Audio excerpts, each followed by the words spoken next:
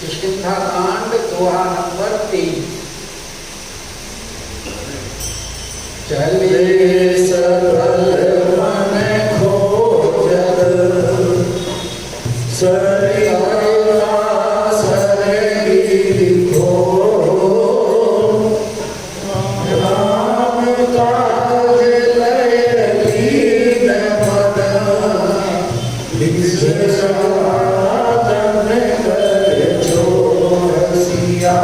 पति राम जय जय राम मेरे प्रभु राम जय जय राम करो बलराम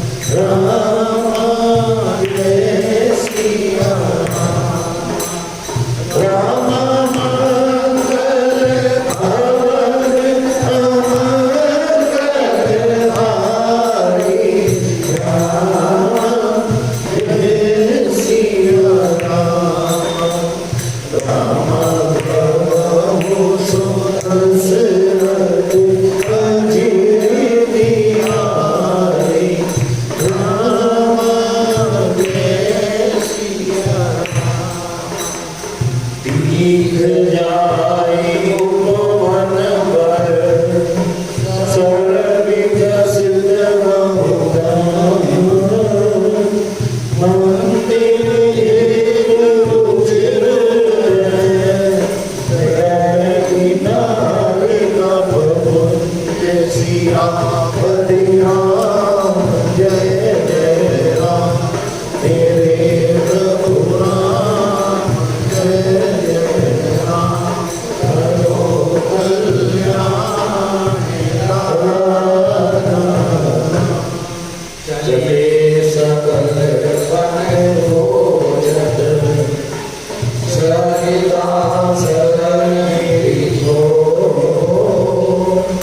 राम काज लय लीन मन विश्रातन कर छोड़ सियापति राम जय जय राम मेरे प्रभु राम जय जय राम करो कल्याण राधा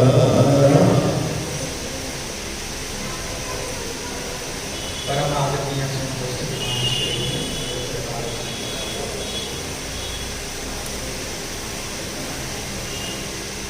सुग्रीव जी ने चारों दिशाओं को मानव भेजी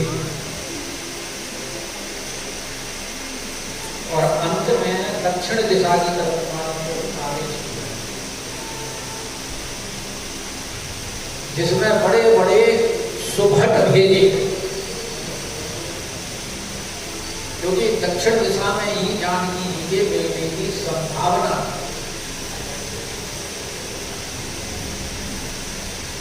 इसीलिए उस दिशा में विशेष विशेष मानव भेजे।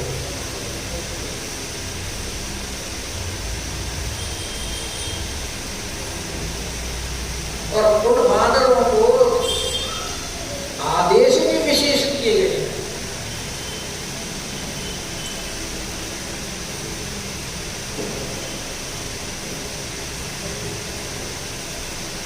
तीन विशेष आदेश हैं उनमें।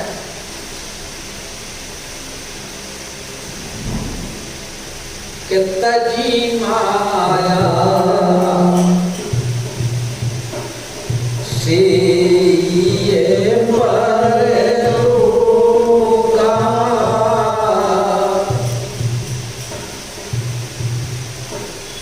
माया का त्याग करके परलोक का सेवन करो।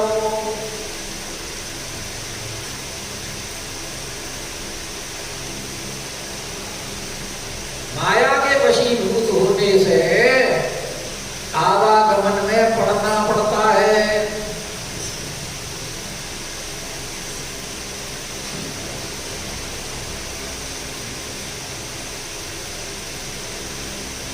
और दूसरा आदेश दिया कि भजिए राम सबका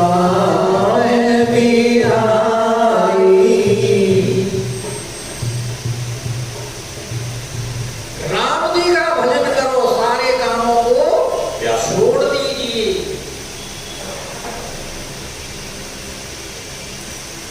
बड़ी सुंदर बातें हैं जो उसने कही है। और तीसरी बड़ी बात जो कही है, उसने कहा है कि जो रघुवीर चराने अनुराग किससे करो? राम जी के चरण। राम जी के चरण। और हम तीनों ही काम में से कोई सा काम नहीं करते। वैसे काम बहुत है, वैसे फुर्सत नहीं मिलती।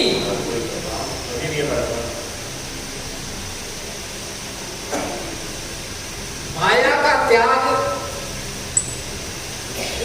पहली बात, तजी माया से ये परलोक। और हम यहां सब माया के ही संग्रह में लगे रहते हैं।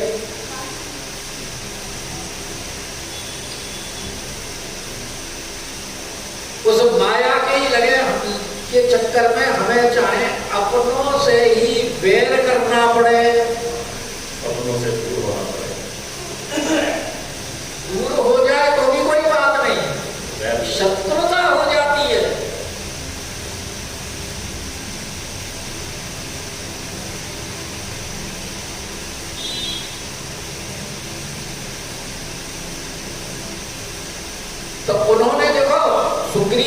आज्ञा का पालन किया कि तजी माया उसके लिए क्या किया? आय सुमांगी, आज्ञा मांगी। और आज्ञा किससे मांग रहे? स्वामी से। क्योंकि सेवक का धर्म होता है स्वामी की आज्ञा का पालन करना। आज्ञा सम न सुसाहेब सेवा। आज्ञा पालन करने के समान उससे बड़ी कोई स्वामी की सेवा है ही नहीं। और देखो शब्द कितना सुंदर है, आज्ञा। हमारी वर्णमाला के सारे अक्षरों को ये एक शब्द कवर करता है। हमारी वर्णमाला प्रारंभ कहां से होती है? आ से। क्या से खत्म होती है? और समाप्त कहां होती है? ज्ञापन। तो वो बहुत जल्दी पूर्ण वर्णमाला बहुत तो आज्ञा शब्द से पूरी, यानी जो भी शब्द कहे जाएंगे वो आ और ज्ञा के बीच में ही कहे जाएंगे।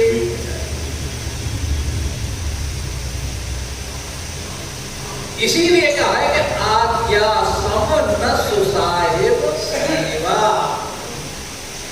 तो जो पहली बात कही थी ना कि तजी माया से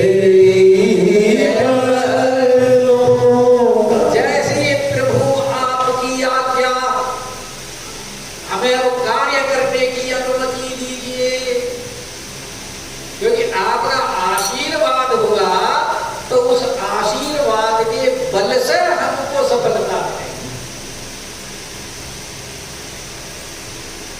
बड़ों से आशीर्वाद प्राप्त करके ही कार्य प्राप्त करना चाहिए। और दूसरी क्या कही थी कि भजिए राम सब काम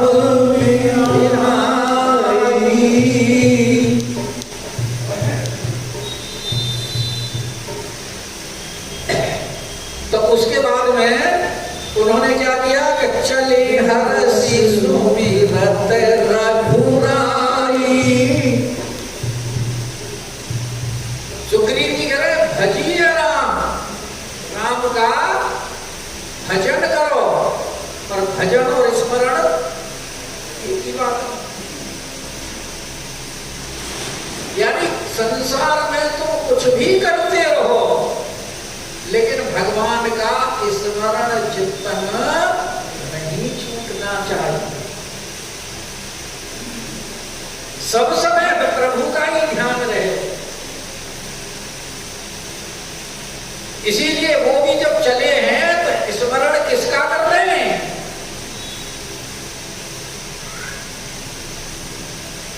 चले हरसी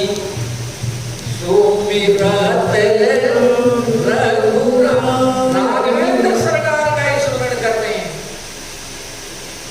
संत लोग भी यही कहते हैं कि भैया संसार में कुछ भी करो और तुमसे कोई कुछ भी कहता हो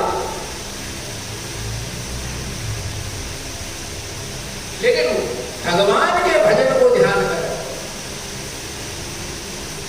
सुनिए सबकी, किसी को नाराज मत करो। सुनिए सबकी कहिए ना कछु, कहने से तो विरोध हो जाता है ना। बोला ही मत, हाँ मत करो ना करो, अपने भगवान के ध्यान करो। रहिए इमी या भव सागर में,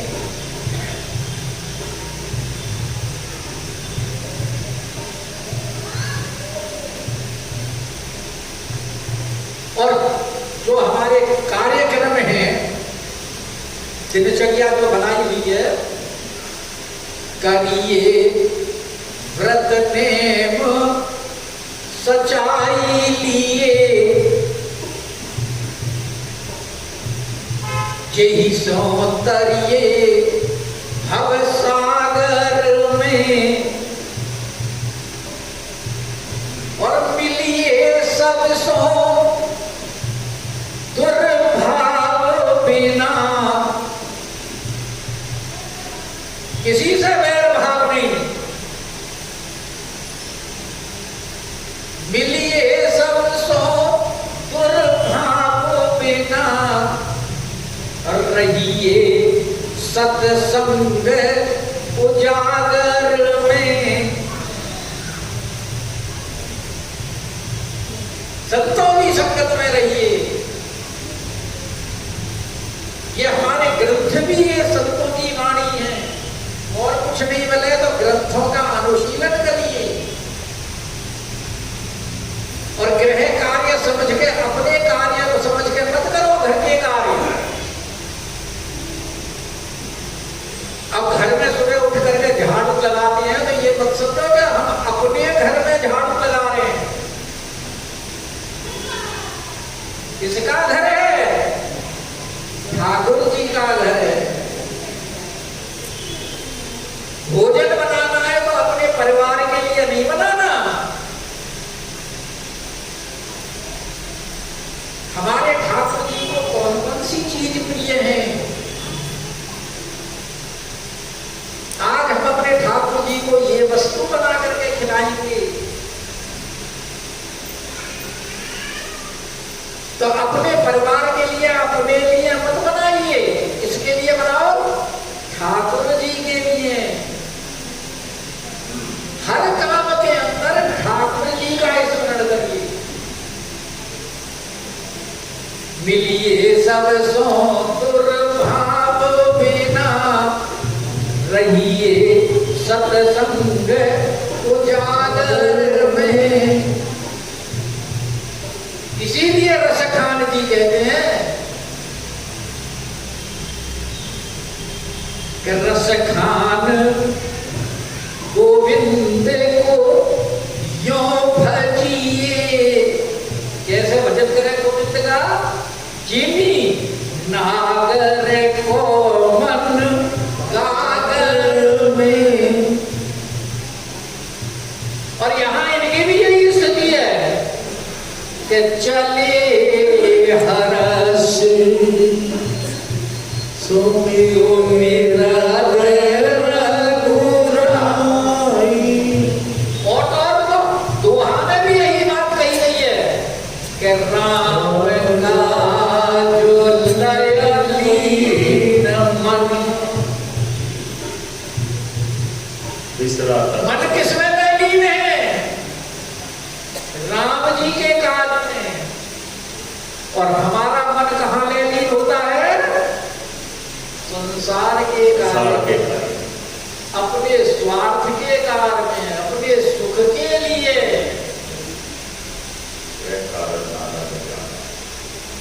तो देखो कितनी, यानी सुग्रीव ने जो उनको आदेश दिए उनका कैसा पालन कर रहे हैं।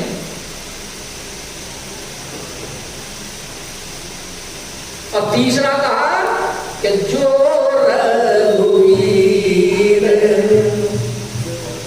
चरणे अनुरागी।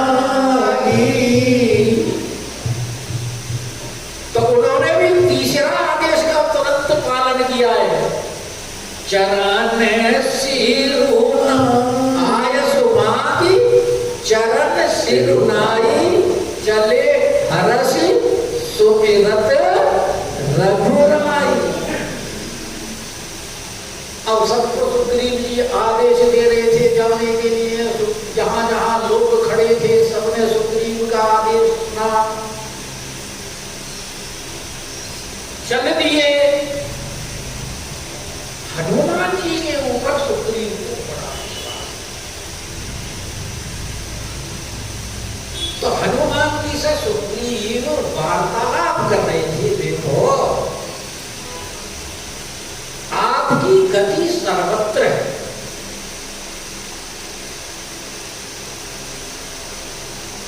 कहीं भी आप जा सकते हो, सुरलोक, देवलोक, गंधर्वलोक, जितने भी लोग हैं सब में आपकी बेरोक टोक गति है, क्योंकि आप पवन के पुत्र हैं, पवन के समान हल्के भी हैं। तो लंका जलाते समय सारी चीजें हनुमान जी ने दर्शा दी हैं। देह विशाल परम हरवाई, मंदिर पे मंदिर चढ़ाई। तो बोले तुम्हारे अंदर सामर्थ्य है, तुम ये काम अवश्य कर सकते हो, और मुझे तुम्हारे ऊपर पूरा विश्वास है कि तुम ज्ञानवान हो, नीतिमान हो। सूर्य से आपने शिक्षा ग्रहण की। तो वार्तालाप कर रहे थे, बाकी चले गए। तो राम जी को भी हनुमान जी के ऊपर विश्वास था कि भाई सुग्रीव को हनुमान के ऊपर विश्वास है, तभी बात कर रहे हैं। और राम जी के भी मन में विश्वास था, क्योंकि उनकी योग्यता की पहचान राम जी ने कर ली थी जब वो ब्राह्मण का वेश बना करके गए थे और वहां वार्तालाप हुई थी। तो उन्होंने भी सोचा कि ये हनुमान जी के ही द्वारा कार्य होगा, इसीलिए हनुमान जी को फिर भगवान ने बुलाया कि पाछे पवन तनय सिरुनावा। तो जैसे और प्रणाम करके चले, ऐसे हनुमान जी भी सबसे लास्ट में रह गए थे ना, तो प्रणाम करके राम जी को, और जब चलने लगे तो भगवान ने जानी का हमारा कार्य इसी के द्वारा होना है। अबे भगवान तो अंतर्यामी, यहां तो भगवान लीला कर रहे हैं। भगवान को तो पता है कौन कार्य करेगा, और सबके सामने भगवान हनुमान जी से कह भी नहीं सकते थे, क्योंकि जो जानकी जी को संदेश भिजवाना है वो संदेश भी सबके सामने नहीं कह सकते थे। इसीलिए हनुमान जी को पीछे जब हनुमान जी चल दिए तो भगवान ने बुलाया, तो हनुमान जी रुको, जानिकाज प्रभु निकट बुलावा। स्वयं राघवेंद्र सरकार ने बुलाया, और वो पीछे भी इसीलिए रह गए थे क्योंकि भगवान ने उनके, भगवान तो जिससे जो कार्य कराना चाहे उसको वैसा ही करना पड़ता है। उनकी इच्छा के विरुद्ध तो कोई कुछ कर ही नहीं सकता। यहाँ भगवान की इच्छा है, भगवान की इच्छा के आगे तो भगवान शंकर की भी इच्छा नहीं चलती। अरे भाई इतना समझाया, सती को मान जाओ, ये प्रभु सच्चिदानंद में है, तो नहीं मानी तो पिक्चर ले चली गई। और जबकि गोस्वामी जी कहते हैं कि भावियों में की सकल त्रिपुरारी, भगवान शंकर के अंदर इतनी सामर्थ्य है कि वो भावी को भी मिटा देते हैं, लेकिन भावी भी दो प्रकार की है। जिस भावी में भगवान की इच्छा सम्मिलित हो जाए उसको मिटा सकते, उसकी मिटाने की सामर्थ्य किसी में नहीं है। हरि इच्छा भावी बलवाना, जहां भगवान की इच्छा है वहां फिर किसी की नहीं चलती। तो यहां भी भगवान ने जानी का, भगवान ने कार्य हनुमान जी से ही कराना था, इसलिए उनको पीछे, और हनुमान जी को वैसे भी सम्मान देने वाले हैं, अपने को पीछे ही रखते हैं।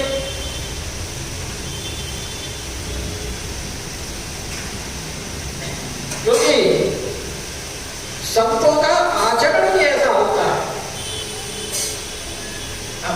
वो सबका सम्मान ही करते हैं और आप सम्मान रहित रहते हैं। सब ही मान व्रत आप अमानी, ये संतों का लक्षण है।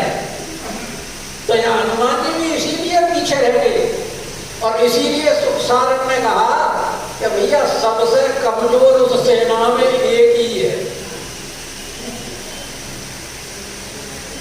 क्योंकि उसने देखा ये कुछ करता ही नहीं है, चुपचाप बैठा रहता है, क्योंकि उनका नाम है हनुमान। जिसने अपने मान का हनन कर दिया, इसीलिए तो उनका नाम हनुमान। हनुमान बनने के लिए अपने मान सम्मान का हनन करना पड़ता है।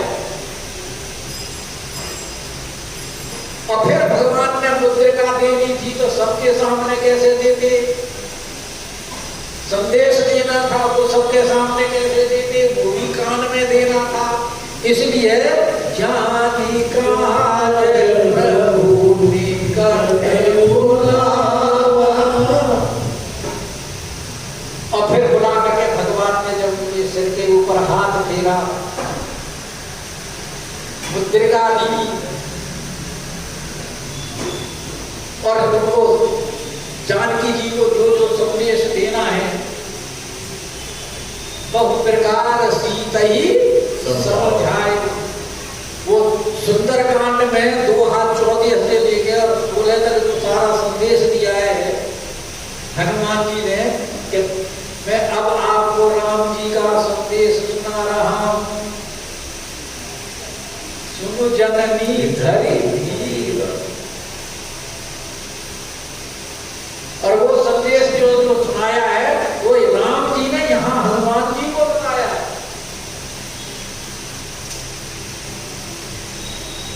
और बोले कि हमारा बल और विरह, उस संदेश में बल और विरह दोनों ही बताए गए हैं जो सुंदरकांड में जो संदेश दिया है। और ये भी बता ही दिया आपको कि खाली बल या खाली विरह की के ना दोनों ही बातें हैं। वैसे तो बल जानकी क्या, क्योंकि जानकी जी के सामने जयंत को दंड दिया था भगवान ने, और वो बल जयंत वाला जो है वो स्वयं जानकी जी ही हनुमान जी को बताएंगे। तात कथा सुनाए बल प्रताप, तो वो तो स्वयं बताएंगी। लेकिन बाकी ये मत समझना भगवान बहुत बलशाली है, भगवान का बाण तो सूर्य के समान है और ये निशाचर तो अंधकार के समान है। जब भगवान का बाण चलेगा तो जैसे अंधकार समाप्त हो जाता है प्रकाश में, ऐसे ही ये सारे निशाचर समाप्त हो जाएंगे। और फिर हमारी भी बहुत बड़ी सेना जा रही है साथ में वानरों की। हालांकि जानकी जी को विश्वास नहीं हुआ, अरे वानरों की सेना, और बल्कि उन्होंने प्रश्न भी कर दिया हनुमान जी से, नहीं ये सारे मंदिर तुम्हारे ही समान है क्या? हनुमान जी ने कहा कि नहीं था, जैसा आप मुझे देख रहे हो वैसे नहीं है।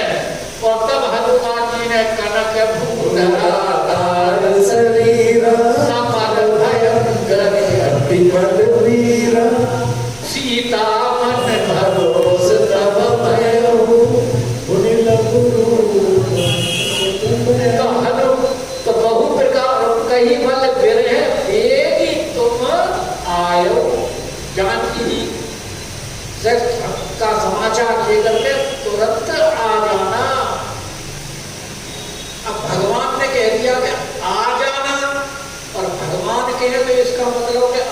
से पूछने से तो भगवान ने हनुमान जी को शक्ति दे दी सारी, आने का मतलब वापस और काज ये हनुमान जी के द्वारा ही होना है। जब भगवान कह रहे हैं कि सीता की खबर लेकर के तुरंत आना है, बेबी तुम आए, हनुमान जी बोले हमारा तो जन्म समय। अरे भगवान का आशीर्वाद दे दिया सिर के ऊपर उन्होंने हमें, वापसी की टिकट आ गई साहब। और जहाँ जिसका वापिस जिसका आशीर्वाद भगवान का मिल जाए जिसको, उसके तो पाप ताप सब नष्ट हो जाते हैं। तभी तो हनुमान जी ने जाते ही और लंका में वहां जलाई, वहां उसमें बालक भी मरे, वृद्ध भी मरे, और किसी का पाप लगा क्या? शिक्षिका की सबकी किसी की माया क्या व्यापी क्या? सुरसा इत्यादि की आशीर्वाद हो गया। तो ये भगवान ने जो आशीर्वाद दिया था, इसीलिए हनुमान जी ने विचार कर लिया कि भगवान ने हमने कहा कि लेकर के आना, तो अब हमारा समझ लो के कार्य हो गया। हनुमत जन्म और चले उन्होंने भगवान को, क्योंकि भगवान तो कृपा के निधान है, बोले हमारे ऊपर तो प्रभु की कृपा हो गई। और भगवान भी कह रहे कि ठीक है हनुमान जी जाएंगे आएंगे, फिर उद्योग होगा, क्योंकि अभी रावण के मारने का समय हुआ नहीं है। और भगवान ने रावण को माधुर्य से ही मारना है, ऐश्वर्य से मारने में कितनी देर लगती भगवान को, वैसे मारो। क्योंकि ब्रह्मा जी का वचन भी तो सत्य करना है कि मानस वानर मनुज जाति कोई बारे। इसीलिए तो भगवान ने मनुष्य का अवतार दिया है। इसलिए यद्यपि प्रभु जानत सब राजनीति राखत सुर। तो भगवान भी तो राजनीति जानते हैं, करते हैं ना, इसीलिए माधुर्य लीला कर रहे हैं और हनुमान जी के माध्यम से संदेश बता रहे हैं। तो चलिए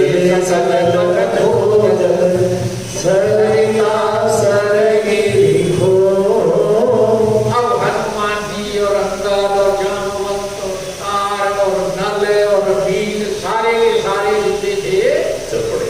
चल, और वनों में, नदियों में, तालाबों में, पहाड़ों में, नंदराओं में, सब जगह खोज रहे, चप्पा चप्पा खोज रहे, पता नहीं कहाँ छिपा रखी हो। कोई भरोसा थोड़ी है, चोरी चुरा करेंगे कोई माल ले जाए तो खुले में थोड़ी रखता है, वो तो छुपा के रखता है।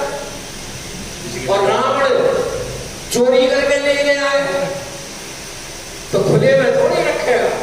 इसलिए जगह जगह वो उड़ते हुए जा रहे हैं और सबका मन राम का और भगवान के कार्य में जिस प्रकार ये बंदर लगे हुए हैं, अपने शरीर की भी सुध नहीं है, सब कुछ भुला बैठे हैं और ध्यान यहाँ है सिर्फ भगवान के कार्य। इनसे ये आचरण सीखने की आवश्यकता है। ये किसके लिए संदेश है? ये हम लोगों के लिए। हम कहते तो हैं कि हम भगवान के भक्त, क्या हमारी स्थिति ऐसी है? हमारे पास टाइम ही नहीं, काम करके तो रहे। और जब खोजते हुए जा रहे हैं तो कहता निश्चल से भेंटा। वैसे तो जब खरदूषण का वध किया था तो सारे निशाचर मारे गए थे, कोई रह गया था। तो कभी मानो कोई निशाचर उनको मिल जाता तो सोचते यही रावण है।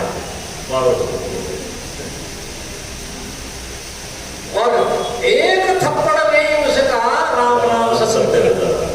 कि प्राण ले एक चपेटा। वाल्मीकि में ऐसे ही लिखा है, एक राक्षस मिला बड़ा विशाल, अंगद ने समझा यही रावण है, एक थप्पड़ मारा बस हो गया उसका काम, एक थप्पड़ में। और बहु प्रकार गिरी कानन घेरई। पर्वतों को वनों को बड़ी अच्छी तरह से शब्द दृष्टि से देख रहे हैं, खोज कर रहे हैं। और वैसे तो निशाचरों के डर से वहां के जंगल पहले ही मुनियों से रहित हो गए थे, और फिर भी मानो कोई मुनि मिलई इकट्ठे होकर के तब उस मुनि के चारों तरफ इकट्ठे हो जाए और सोचते कि वो रावण भी तो मुनि बन के ले गया था ना, हो सकता है ये भी मुनि कोई एक राक्षसी ना हो, साधु बेच के आया था। और इसलिए जब चारों तरफ से घेर दिए तो बोले अगर राक्षस होगा तो डर जाएगा, अपने आप प्रकट हो जाएगा, फिर हम यहाँ इसको देखेंगे। और अगर मुनि हुआ तो मुनि तो त्रिकालदर्शी होते हैं, उन सब छिपे भाई जानकी जी के बारे में कोई खबर वगैरह हो तो हमें बता दीजिए, हमारा मार्गदर्शन कर दीजिए। और फिर वहां सुग्रीव का आदेश भी था कि सबको मिलकर के एक साथ खोज करनी है। एक से पूछना है तो लागी दृशा अतिशय अब उनको खोजते खोजते जब बहुत समय हो गया तो उनको प्यास लगी, लेकिन वो जिस जंगल में गए थे, जहां वो खोज करते करते ऐसे विकट बीहड़ जंगल में पहुंचे कि वहां दिन में भी अंधकार और चल नहीं कि मिलई न चल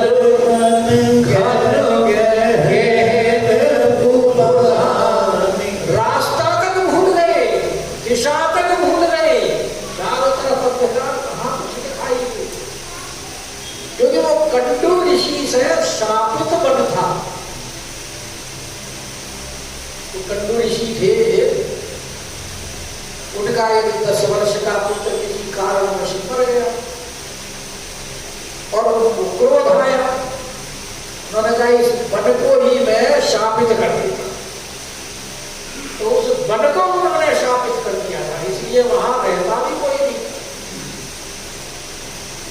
वाल्मीकि में ऐसा तो मेला ही न चल घन गहन घना जंगल और भूल गए। अब मन हनुमान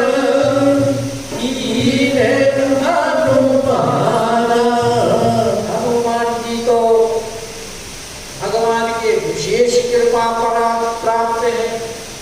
और फिर सारी शक्तियां जब सूर्य को ग्रसने के लिए गए थे हनुमान जी, और इंद्र ने वज्र मारा था, और जब ये हनुमान गई थी और गिर पड़े थे, और वायुदेव जब कुपित हो गए थे, तब सबने जितने भी देवता ब्रह्मा आदि थे, सबने हनुमान जी को आशीर्वाद दिया था, किसी का कोई अस्त्र शस्त्र उनके ऊपर प्रभाव नहीं डालेगा।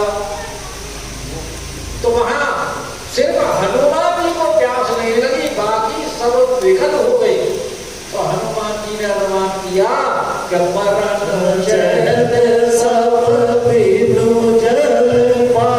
ये तो बेचारे सब बिना जल पान के मर जाएंगे, क्योंकि हनुमान जी ही उनमें ठीक ठाक दिखाई दे रहे थे, बाकी सब तो भूख प्यास से शिथिल हो गए, चलना मुश्किल हो गया। हनुमान जी बोले भाई उपाय तो हर कोई करना है, तो चढ़ी शिखर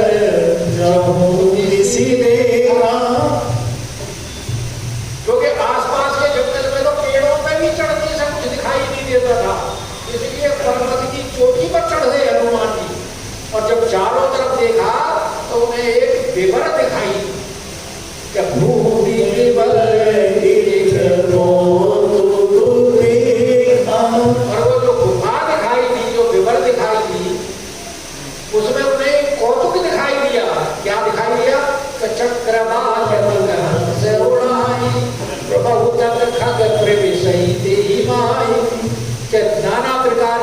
कछुआ, बगुले, हंस इत्यादि जो पक्षी हैं उड़ने वाले, वो उसके अंदर प्रवेश कर रहे हैं और कुछ उसमें से बाहर भी निकल रहे हैं। तो जो प्रवेश कर रहे हैं उनके तो पंख हैं सूखे, जो बाहर निकल रहे हैं उनके पंख हैं गीले। इसका मतलब है कि इसके अंदर जल मौजूद है, तभी तो ये पक्षी जा रहे हैं और आ रहे हैं। तो उन्होंने हनुमान जी ने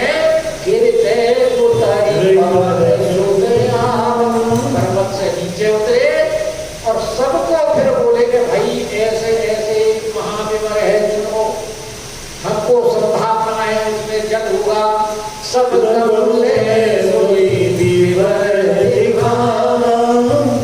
और सब बोले भैया हमारे अंदर शक्ति नहीं है ज्यादा, आगे आगे तुम चलो, क्योंकि तुमने तो देखिए विवर कहाँ गए, हमने तो देखी नहीं, और हम तो तुम्हारे साथ साथ चलेंगे और हमारा हाथ भी पकड़ लेना, कभी हम पीछे ना रह जाए।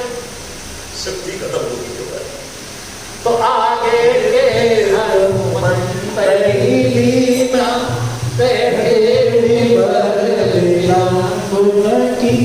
और हनुमान जी को आगे करके जब विवर के पास पहुंचे तो इतनी जोर की प्यास लग रही थी, बोले अब रुकना मुश्किल है, तुरंत सब उसमें विलंब न कीना। और जब घुसे, और घुसने के बाद में क्या हुआ,